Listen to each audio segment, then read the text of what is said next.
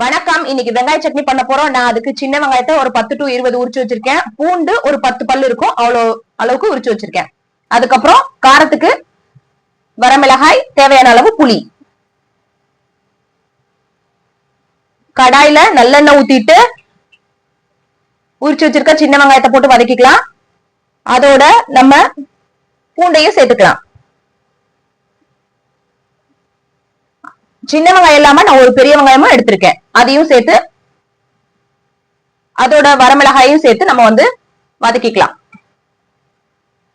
தேவையான அளவு மஞ்சத்தூள், தேவையான அளவு உப்பு அடுத்தடுத்து சேர்த்துக்கலாம். பூண்டு, வெங்காயம், வரமிளகாய் எல்லாம் நல்லா வதங்கினதுக்கு அப்புறம் கடைசியா புளியும் சேர்த்து